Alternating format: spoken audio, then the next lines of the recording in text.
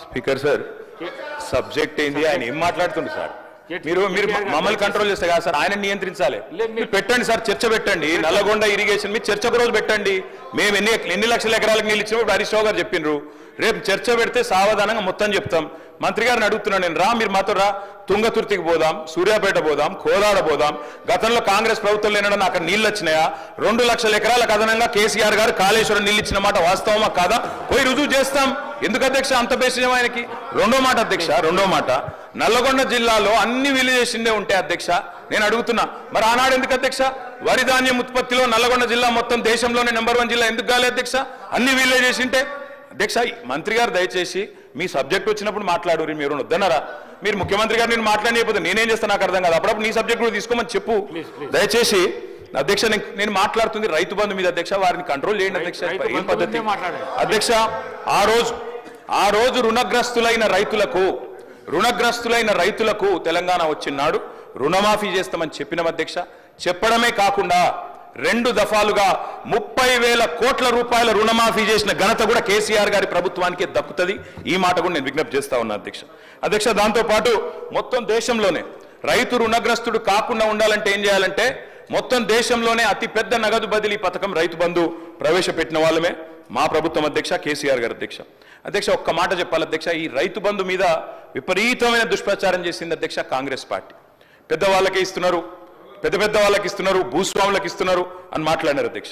అధ్యక్ష ఈ రోజు మంత్రి గారు మీరు అధికారంలో ఉన్నారు డేటా మీ దగ్గర ఉంది మీ రెవెన్యూ మంత్రి గారి దగ్గర ఉంది తీసుకోండి 198% మంది అధ్యక్ష 198% మంది బక్క చిక్కిన సన్నకారు రైతులు చిన్న రైతులు ఉన్నారు ఈ రైతు బంధు పథకం లబ్ధిదారులు అందుకే చిన్న పెద్ద తేడా చూడలేదు నేను ఇందాక మీరు రేవంత్ రెడ్డి గారు రాకముందు కూడా నేను చెప్పినా మళ్ళీ చెప్తున్నా మహబూబ్ నగర్ జిల్లాలో 30-40 ఎకరాలున్న రైతులు కూడా రైతు కూలీలుగా మారిన పరిస్థితి అందుకే మేము పరిమితి పెట్టలేదు అట్లాంటి ఆలోచన చేయలేదు ఎగబెట్టాలన్న ఆలోచన చేయలేదు వ్యవసాయ రంగం గాడిన పడేదాకా వ్యవసాయం స్థిరీకరించబడేదాకా ఎన్ని కోటి ఆశలతోనైతే తెలంగాణ సాధించుకున్నారో తెలంగాణ రైతులు వాళ్ళ కళ్ళల్లో వెలుగు నిండేదాకా ఖచ్చితంగా రైతుల మీద కోతలు పెట్టకుండా రైతులకు పాబంది పెట్టకుండా మేము ఈ పథకాన్ని అమలు చేయాలని నిర్ణయం తీసుకున్నాం భవిష్యత్తులో కూడా అట్లే అమలు చేయాలని చెప్పి మేము ఖచ్చితంగా ప్రభుత్వాన్ని కోరుతా ఉన్నాం తప్పకుండా అదే రకంగా చేయాలని కోరుతా ఉన్నాం అధ్యక్ష అశోక్ గులాటి అరవింద్ సుబ్రహ్మణ్యం రఘురాం రాజన్ అభిజిత్ బెనర్జీ లాంటి నోబెల్ గ్రహీతలు అదేవిధంగా ఐక్యరాజ్య సమితి FAO వాళ్ళు కూడా ఫుడ్ అండ్ అగ్రికల్చర్ ఆర్గనైజేషన్ మంత్రి గారు వారు కూడా అభినందించిన పథకం రైతు బంధు రైతును ఆదుకోవడానికి వ్యవసాయాన్ని కాపాడుకోవడానికి ఈ తరహా పథకమే మేలని చెప్పి ఆ ఆర్థికవేత్తలు చెబితే పశ్చిమ బెంగాల్ మన నుంచి ఆదర్శంగా తీసుకున్నది కృషి బంధు పెట్టింది ఒడిశా మన నుంచి ఆదర్శంగా తీసుకొని కాలియా పథకం పెట్టింది ఆఖరికి బీజేపీలు బయట చెప్పారు కానీ PM కిసాన్ కూడా కాపీ కొట్టి పెట్టిన పథకమే అధ్యక్ష రైతు బంధును కాపీ కొట్టి PM కిసాన్ అని పెట్టుకున్నారు కానన్లా కటింగ్లు పెట్టింది అధ్యక్ష ఇప్పుడే మంత్రి గారు చెప్పారు అధ్యక్ష 11 కాలాల పాటు 73,000 కోట్ల రూపాయలు రైతు ఖాతాల్లో జమ చేసిన ప్రభుత్వం కేసీఆర్ ప్రభుత్వం ఆకలి కేకల నేలను అన్నపూర్ణగా మార్చింది బీఆర్ఎస్ ప్రభుత్వం రైతు విలువ పెరిగింది రైతు భూముల విలువ పెరిగింది సాగు సంబరం అయింది రైతు రంది మార్చిన గేమ్ చేంజర్ రైతు బంధు అదేవిధంగా అధ్యక్ష ఒక్క మాటలో చెప్పాలంటే ఏం జరిగింది అంటే 2014లో ఆనాడు కేవలం ఇది నా లెక్క కాదు అధ్యక్ష RBI లెక్క 2013-14లో ఆనాడు 34,30,000 ఎకరాల్లో సాగైతుంటే ఆనాటి ప్రొడక్షన్ 106,86,000 టన్నులు ఇది RBI లెక్క అధ్యక్ష అక్కడి నుంచి మేము దిగిపోయే నాటికి చూస్తే 34 లక్షల ఎకరాల్లో సాగవుతున్న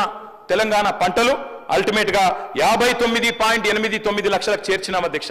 అదే మాదిరిగా భారతదేశంలోనే అగ్రగామిగా పంజాబ్ ను హర్యానాను దాటి ధాన్యం ఉత్పత్తిలో నెంబర్ 1 గా చేసిన ఘనత కూడా ఖచ్చితంగా కేసీఆర్ ప్రభుత్వానికి దక్కుతుంది అనే మాట కూడా నేను విజ్ఞప్తి చేస్తా ఉన్నా అధ్యక్ష ఆహార పంటల ఉత్పత్తి 71 లక్షల టన్నుల నుంచి 2 కోట్ల టన్నులకు పెరిగింది 185% అభివృద్ధి అధ్యక్ష పంటల సాగు నాడు 2 పంటలు కలిపి 1,31,00,000 ఎకరాలు ఈ రోజు 2,29,00,000 ఎకరాలకు చేరుకున్నదంటే 10 ఏళ్ల కాలంలో ఇది పురోగతి కాదా ఇది ప్రోగ్రెస్ కాదా వ్యవసాయ విస్తీర్ణం జరగలేదా వ్యవసాయ స్థిరీకరణ జరగలేదా దీని వెనుక ఉన్న ప్రేరణ దీని వెనుక ఉన్న బ్యాక్ బోన్ రైతు బంధు కాదా అందుకే మేము అంటున్నాం అధ్యక్ష నీరు పల్లమెరుగు నిజం దేవుడెరుగు అంటారు కానీ సంకల్ప బలం ఉంటే పల్లానికి పోయే నీటిని కూడా పైకి తీసుకొచ్చే ప్రయత్నం చేసినాం అధ్యక్ష. ప్రపంచంలోనే